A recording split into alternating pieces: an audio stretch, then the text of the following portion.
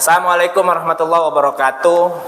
Selamat malam teman-teman Penamara ID, para pembaca Penamara ID. Perkenalkan, gua Boy Dowi, sering disapa Boy. Di Penamara ID gua sebagai editor. Namun pada kesempatan hari ini gua sebagai host pada program Penamara ID Podcast. Kesempatan kali ini dalam program Penamara ID Podcast kita akan membahas tentang isu kekerasan seksual terhadap perempuan, yang mana kita ketahui di banyak berbagai platform media kita telah memperlihat bagaimana kasus kekerasan seksual itu terjadi. Yang kita ingat di daerah Pacitan yang dilakukan oleh oknum polisi, di Luwu, di Jambi, bahkan terjadi di sekitaran kita di Kota Tangerang. Namun sebelum kita membahas di Kota Tangerang, kita diperlihatkan bagaimana kekerasan seksual itu terjadi di Kabupaten Tangerang beberapa hari lalu di Sukadiri, tepatnya seorang oknum kiai memberikan pelecehan terhadap para santri. Dan juga setelah itu pasca di Sukadiri ada di Sepatan, di daerah Sepatan Kabupaten Tangerang terjadi juga kekerasan seksual dan menghamili, ayah kandung menghamili anak kandungnya sendiri. Itu sangat miris teman-teman. Namun pada fokus kita hari ini kita akan membahas pelecehan seksual yang beberapa hari lalu terjadi di daerah Tangerang, tepatnya di Cipondo. Seorang perempuan diperkosa dengan berbagai banyak pria. Dalam hal ini tentu gue akan membahas dan sudah gue undang narasumber pada kesempatan pembahasan hari ini bersama Kak Irhamna. Jadi kasus yang terjadi, kasus kekerasan seksual terhadap perempuan yang di Cipondo itu, perlu Hamna ketahui juga, berawal dari komunikasi layaknya seorang teman laki-laki dan perempuan, yang mana laki-lakinya ini ngajak nongkrong si perempuan dengan alasan lagi ngebenerin motor di bengkel. Lalu si laki-laki membawa minuman, ya kan, ditawari ke si perempuannya. Lalu pada akhirnya karena memang kita layaknya seorang pertemanan antara laki-laki dan perempuan, ya mungkin sebelumnya sering minum bareng, jadi sehingga si perempuannya itu mempunyai kepercayaan terhadap temannya sendiri, walaupun yang si pelaku itu, ya kan. Terus ketika si perempuan minum sehingga mabuk, tak sadarkan diri, ternyata si perempuan itu diperkosa, tidak dengan jumlah sedikit, dengan jumlah 8 pria yang memperkosa si perempuan tersebut. Si perempuan mengetahuinya ketika dia sadar. Si korban itu menyadari bahwa ketika dia sadar dia tidak dengan berpakaian busana.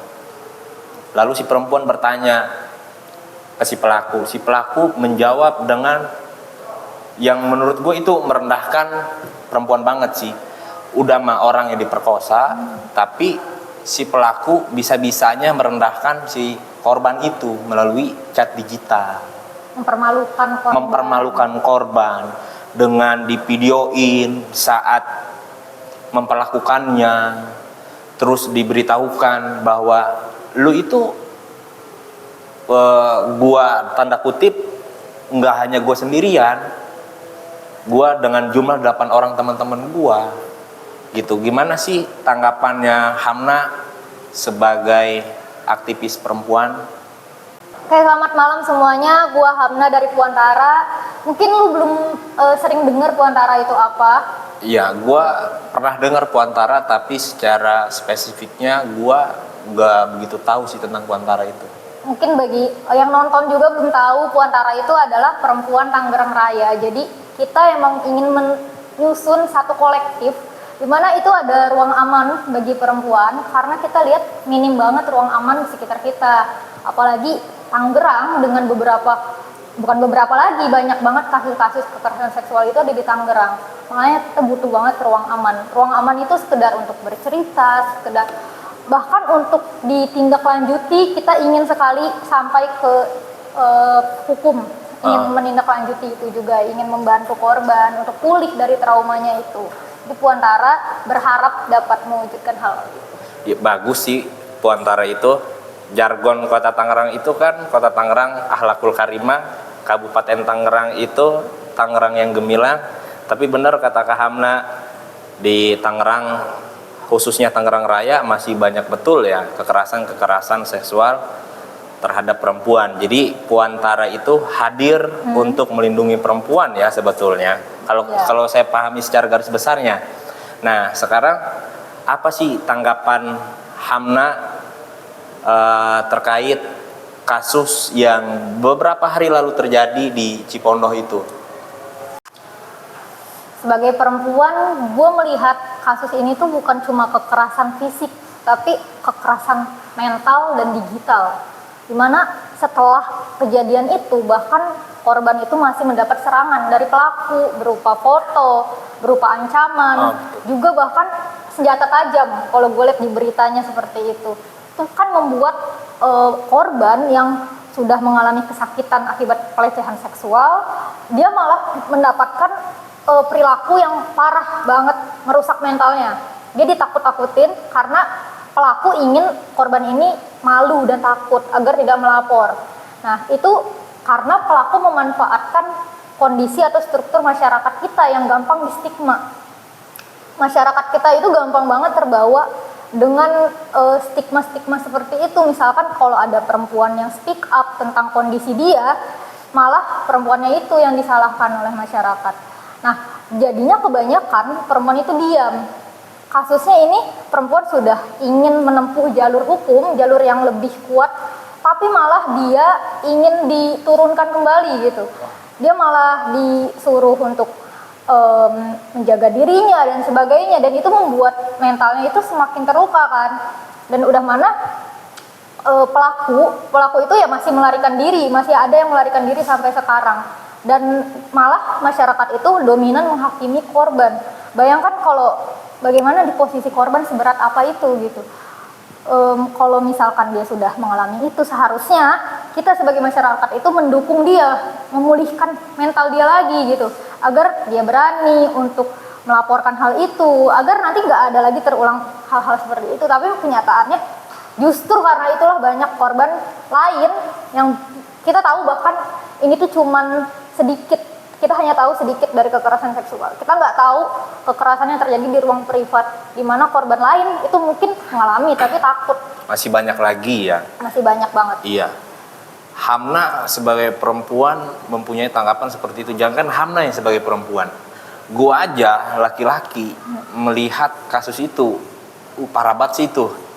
Satu, si perempuan menjadi korban pelecehan, pasca si korban menjadi korban, ternyata masih banyak serangan-serangan itu yang menyentuh korban, berupa ya salah lu. Kenapa sih lu kan perempuan, kenapa lu mau nongkrong di malam hari gitu? Kan pada akhirnya udah masih korban menjadi korban, tapi setelah itu serangannya terus menimpa si korban tersebut. Nah, gua udah mempersiapkan beberapa pertanyaan untuk gua tanyakan ya ke Hamna sebagai aktivis perempuan. Yang pertama, dalam konteks kasus kekerasan terhadap perempuan yang terjadi di Kota Tangerang beberapa waktu lalu, seperti yang sudah dituliskan oleh Penamara ID, apa yang kemudian membuat kekerasan ini terus berulang dengan pola yang sama? Oke, benar. Itu pertanyaan yang emang menyentuh banget nih, kenapa masyarakat kita itu masih belum sadar dengan adanya banyak sekali kekerasan seksual yang terjadi di sekitar kita. Pertama, kita nggak bisa memungkiri kalau misalkan hal itu udah dinormalisasikan oleh masyarakat sendiri. Iya, betul. Kita tahu kalau dalam tongkrongan atau dalam grup biasanya ada candaan-candaan yang dikeluarkan gitu, entah itu candaannya tentang diskriminasi, rasis dan sebagainya. Lalu kita menganggap itu tuh cuma bercanda gitu, cuma bercanda aja loh. Padahal itu adalah dalam struktur, dalam piramida pemerkosaan itu tuh udah dalam paling dasar gitu, udah menyentuh yang pertama.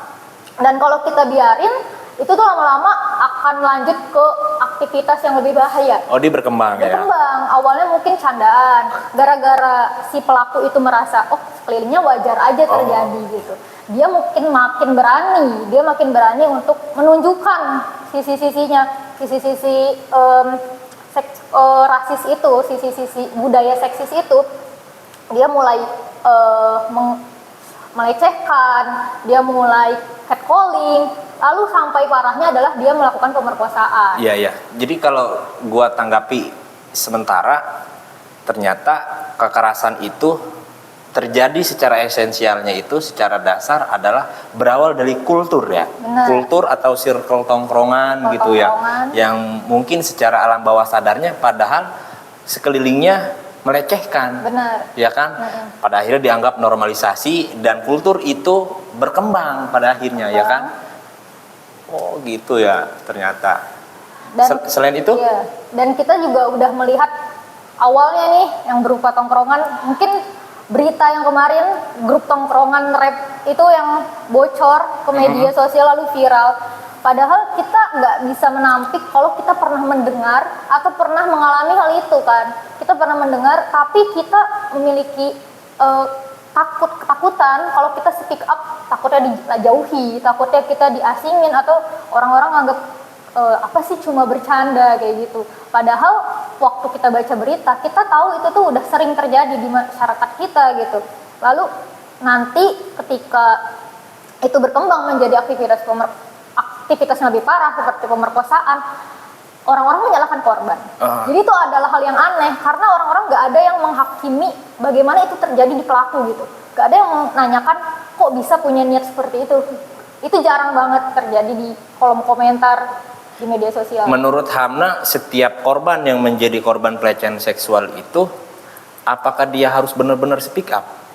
Jadi gini, korban itu kan pasti terkena down mental, ya. Nah, jadi yang menjadi pertanyaan gua, apakah si korban itu harus benar-benar speak up dalam keadaan rentan, mentalnya down gitu? Apakah itu menjadi keharusan? Kalau untuk korbannya yang langsung speak up, gue inginnya kita itu yang menyuarakan, kita lah maksudnya yang bantu korban sebagai orang yang sadar ya. Orang yang sadar karena kita tahu dia ini dalam keadaan rentan gitu. Dan kalau di berita yang gue baca yang kasus Cipondoh tadi, kakaknya juga yang melaporkan kan. Jadi itu ada bantuan dari orang terdekatnya. Tapi bagaimana balik lagi kalau ada orang yang nggak punya kayak gitu, nggak punya dukungan mental dari orang terdekat, dia sendirian gitu. Bagaimana? Kan itu perlu kita pertanyakan ke kolektif. Harusnya ada satu kolektif atau satu struktur masyarakat yang bisa bantu dia gitu. Makanya kita butuh banget kolektif-kolektif yang menyediakan ruang aman karena kita kan pasti tidak mempercayai sembarang orang kan, dan kita juga nggak tahu apakah orang itu punya stigma terhadap korban, kita nggak tahu kayak gitu. Makanya kita butuh banget pendidikan, kita butuh banget tentang pendidikan tentang seksualitas, kita butuh untuk berdiskusi kayak gini, dan itu tuh sangat radikal ya untuk hari ini gitu. Iya. Jadi kalau dibaca di Penamara ID itu beberapa pelaku, jadi kan status kasus itu kan sudah dilaporkan oleh kakaknya ya, oleh kakaknya si korban. Ternyata masih banyak beberapa pelaku yang melarikan diri gitu. Ya dalam hal ini mungkin kita bisa mengecam keras terhadap aparat penegak hukum agar bisa mengadili para pelaku yang hari ini masih melarikan diri. Oke. Mungkin kita lanjut ke pertanyaan kedua ya, Hamna ya. Jadi di pertanyaan kedua itu, mengapa struktur dominan dalam masyarakat patriarki masih menghantui pola perilaku kita? Patriarki itu ya, karena ya pertama tadi ada normalisasi dulu yang pertama, berawal dari itu. Ada internalisasi nilai juga sih. Ada kayak misalkan itu tuh udah tertanam lah di pikiran orang-orang, lalu mereka menurunkan itu kepada orang lain gitu. bisa saja kepada anaknya, kalau dia orang tua gitu, misalkan dia punya anak, bisa saja dia menurunkan itu pada anaknya gitu. Kayak bagaimana perempuan harus bersikap, bagaimana laki-laki bersikap, itu kan diturunin dari keluarga dulu kan. Jadi sebetulnya patriarki itu enggak dominasi terhadap laki-laki aja ya. Betul. Ternyata ya tadi pada kultur dan budayanya yang menekankan, yang melahirkan sebuah sistem itu ya, yang melanjutkan sistem patriarki itu, tekanan dari orang tua perempuan harus seperti ini seperti itu, laki-laki harus kayak gini. Oh gitu ya. Kayak ada aturan kaku yang mana laki-laki harus yang begini loh, kalau mau jadi laki-laki nggak boleh menangis, nggak boleh bercerita gitu. Iya emang laki-laki gitu, laki-laki kayak gitu, nggak boleh cerita, tiba-tiba ditaruh di gerbong belakang, di gerbong depan. Wah emang. Ayo silakan lanjut. Kan apalagi misalnya nih orang yang sudah punya stigma gitu. Yeah. Lu misalnya dia punya teman gitu, lu dia ngomong ke temennya, terus temennya percaya, lama-lama itu akan jadi besar gitu. Lama-lama itu dinormalisasikan dan diinternalisasikan. Jadi diproduksi ulang nilai-nilai itu. Kenapa susah sekali gitu untuk menghilangkan itu ya, karena itu orang-orang yang tidak ingin memutus. Jadi orang-orang itu tidak ingin memutus pemikiran seperti itu gitu. Dan kita perlu coba untuk menyadarkan, bukan hanya mereka, kita juga harus terus belajar gitu. Apakah kita itu bias juga gitu selama ini? Itu sih penting. Sama relasi kuasa. Ya mungkin ketika kita lihat ada kasus pelecehan seksual seperti yang Kiai tadi gitu, itu ada relasi kuasa kan di situ, antara guru dan murid, antara orang yang lebih tua dan orang lebih muda gitu. Iya, bahkan di tempat yang dipandang kita itu aman, di tempat pendidikan, bahkan terjadi juga. Iya, karena ada relasi kuasa, dia merasa lebih berkuasa, lebih di atas korban. Dan itu juga yang terjadi kalau kita bertanya gitu, kok perempuan terus bersuara ini ya? Karena perempuan itu merasa bahwa dia kelas 2 gitu. Dia merasa dia itu disubordinasi oleh laki-laki, karena dalam tatanan masyarakat kita sekarang perempuan itu ya kelas 2 selalu dimaknai dengan hubungannya dengan laki-laki gitu. Ya. Mungkin kita lanjut pertanyaan yang ketiga ya, Hamna. Pertanyaan yang ketiga, mengapa kekerasan terhadap perempuan menjadi kegiatan berulang dalam masyarakat kita? Benar, itu selalu berulang kan ya, itu. Iya. Itu nggak selesai itu dia. Itu ada lagi. Di pertanyaan kita sebelumnya juga kita mempertanyakan hal itu juga. Karena itu kita butuh intervensi sosial, kita butuh intervensi, kita butuh suara-suara yang lebih banyak untuk menyuarakan kasus ini. Karena kalau kita lihat kesadaran masyarakat yang lalu dengan kesadaran masyarakat sekarang, karena kan sekarang kita udah punya digital. Kita udah memiliki senjata untuk menyebarkan kesadaran itu kepada orang-orang. Kalau misalkan dulu itu nggak ter-up, kalau sekarang itu bisa kita up, bisa kita sebarkan. Tapi tetap saja di situ ada kerentanan juga untuk korban. Iya, betul. Foto-fotonya dan juga berita-beritanya bisa disalahgunakan. Yang bikin korban itu menjadi makin down, ya kan? Nah, dan itu harusnya adalah kebijakan yang punya hukum. Kalau kayak gitu, kita harusnya mesuarakan kepada pemerintah untuk membuat hukum yang juga perspektif pada korban, gitu, perspektif gender. Dan itu kenapa hukumnya jadi tidak transformatif gitu. Dimana kita itu mungkin lihat penegakan hukum sekarang itu lebih ke kayak banyak perdamaian, soal lebih ke kayak gimana kalau di jalur kekeluargaan aja gitu misalkan. Dan lebih parahnya lagi kalau di beberapa kasus itu malah ada korban yang dinikahkan dengan pelaku. Itu kan lebih parah lagi ya. Lebih parah. Itu kan karena keluarganya dan hukum itu seperti membiarkan saja gitu apa yang terjadi. Padahal kalau bisa kita jadikan itu hukum, harusnya hukum bertindak lebih kuat lagi gitu dibandingkan pelaku yang melarikan diri atau pelaku yang menormalisasi hal itu. Kenapa pemerintah tidak menyuarakan juga hal-hal seperti ini gitu? Kenapa pemerintah tidak menyuarakan kesetaraan gender lebih masif lagi gitu? Dan kalau kita membawa ini ke arah pemangku kebijakan, kita harusnya juga mengkritisi mereka gitu yang punya kuasa. Karena banyak juga loh kasus-kasus pemerkosaan itu juga terjadi, pelakunya adalah Oknum polisi. Malah, tapi kita tidak bisa Luwu, sebut Pacitan, itu. Jambi, Benar, itu tapi oknum semua tuh. kita nggak bisa sebut itu oknum. Kita udah terlalu sering bilang oknum. Oknum, Kalau iya kita sih. bilang oknum, kita hanya menyalahkan sebagian dari institusi itu. Tapi kalau kita bilang itu adalah institusi yang harus dibenahi gitu, ya itu berarti adalah kegagalan mereka gitu. Kalau kita sebut oknum, kita seperti bersembunyi ke salah satu orang aja gitu di situ. Padahal udah banyak kasusnya kan, kasusnya selalu muncul dan anehnya gitu. Anehnya kenapa muncul terus padahal udah jelas gitu buktinya. Iya sih. Oknum mulu ya, lagi-lagi oknum, reformasi Polri. Pada akhirnya itu semua nggak pernah berubah dan terjadi lagi. Benar, karena masih pakai kata oknum. Iya, tapi pandangan Kak Hamna gimana? Kalau korban itu dinikahkan, apa sih yang bakal jadi dampak terhadap si korban itu kalau si korban itu malah dinikahkan dengan pelaku? Itu bisa trauma seumur hidup ya. Pertama, dia belum punya kesadaran cukup untuk memproses apa yang terjadi dengan dirinya. Tiba-tiba lingkungan sekitarnya itu mengambil jalan keluar dengan udah nikahkan aja dengan pelaku gitu. Padahal korban tidak ditanya gitu tentang traumanya, tentang lukanya gitu. Karena kalau kita bilang apakah dalam pernikahan juga ada pemerkosaan, juga ada gitu.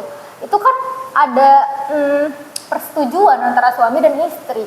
Suami pun tidak bisa melakukan itu kan tanpa persetujuan istrinya gitu. Ya, cukup menarik pembahasannya dari awal sampai yang baru saja kita bahas. Mungkin kita lanjut pertanyaan yang keempat biar lebih puas lagi. Hamna luar biasa ternyata secara pemahaman dan penyampaiannya. Pertanyaan yang keempat, apa yang menyebabkan struktur dominan dalam masyarakat patriarki terus tetap hidup?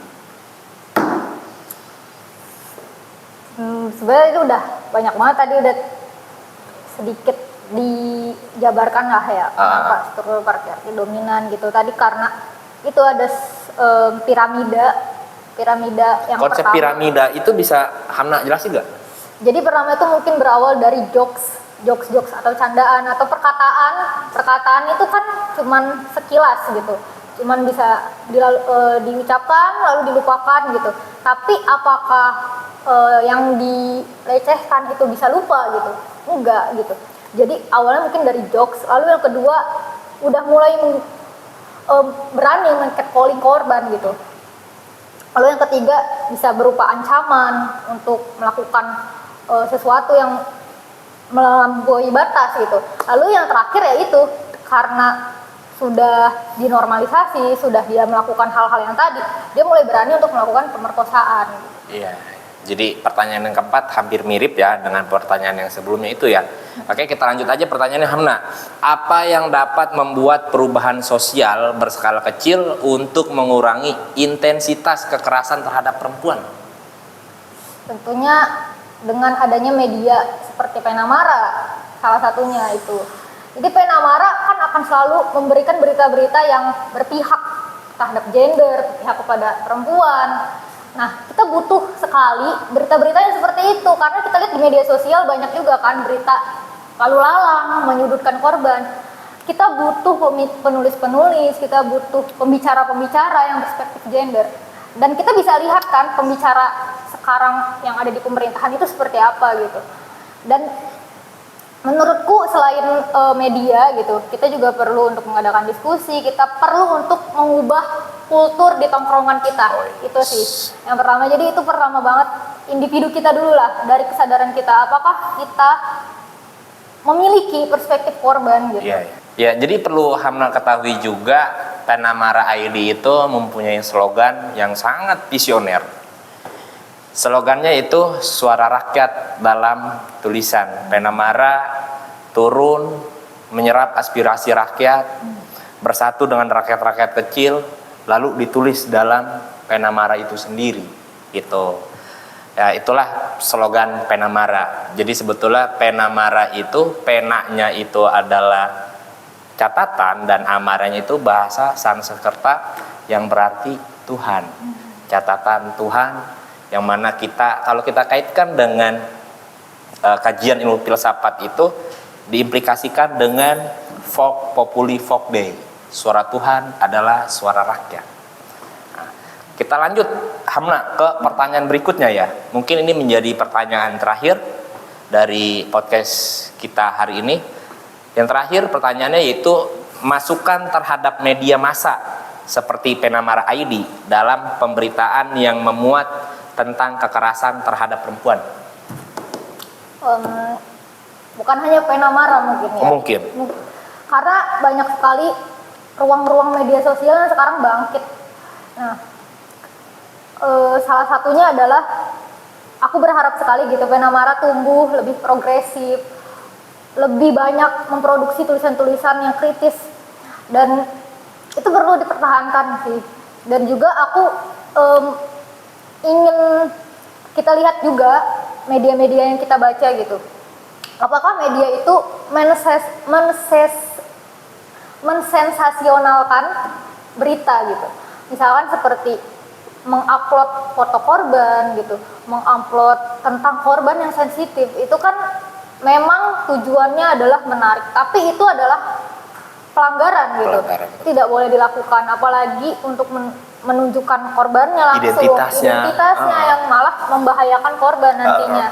Itu harus dicegah ya dalam media gitu. Bagaimana kita media juga punya nyawa gitu, punya arah gerak, mau kemana gitu arah gerak kita. Apakah kita mau untuk menyoroti atau memanfaatkan korban gitu sebagai sebagai suara massa gitu. Itu yang perlu kita kritisin gitu. Dan bukan hanya Penamara yang tapi kita banyak lihat berita-berita seperti itu sekarang, dan itulah yang harusnya dicegah dan harusnya masuk dalam undang-undang pemerintahan. Oke. Berarti yang perlu ditekankan dalam masukannya Hamna kepada media seperti Penamara ID itu, bila ada kasus atau tulisan yang berkaitan dengan kasus pelecehan seksual itu harus ada yang diilustrasikan. Jadi tidak fotonya secara utuh disebarluaskan melalui media. Itu kan secara tidak langsung itu membuat nama korban jatuh banget gitu, mentalnya down banget gitu ya. Seluruh pertanyaan dari gua udah gua lontarkan semua ke lu udah jawab begitu panjang, memberikan pemaparan yang sangat jelas kepada Penamara dan juga kepada publik, ya kan? Mungkin ada closing statement dari Hamna? Mungkin ruang-ruang kita diskusi hari ini gak akan selesai hari betul ini. Sih, betul. Karena ruang diskusi ini akan terus kita pikirkan kembali dimanapun itu, lalu kita bisa terus pantau, kita terus bisa menyuarakan itu, dimulai dari diri kita sendiri, lalu dengan kolektif kita. Oke, terima kasih Hamna. Jadi gue mempunyai kesimpulan, tapi kesimpulan yang gue sampaikan yaitu bagaimana kita yang sebagai sosok individu yang sudah mempunyai kesadaran itu harus memberikan kesadaran secara kolektif. Ya gimana kegiatan Hamna di Puantara gitu ya kan, yang memberikan kolektif secara keseluruhan kepada kultur budaya masyarakat yang sampai saat ini mungkin belum mempunyai pemahaman progresif itu, ya kan. Terkait kesimpulan, gua gak akan memberikan kesimpulan secara keseluruhan, biar teman-teman di publik memberikan kesimpulan pada program podcast Penamara ID pada hari ini. Sekian dan terima kasih Hamna udah berkenan hadir di podcast Penamara ID. Mudah-mudahan next kita bisa bertemu kembali, kita bisa berdiskusi dengan hal yang sama, kita memperjuangkan dengan hal yang sama. Terima kasih Hamna, kurang lebihnya saya dan Hamna mohon maaf. Wallahul muwaffiq ila aqwamit thoriq. Wassalamualaikum warahmatullahi wabarakatuh.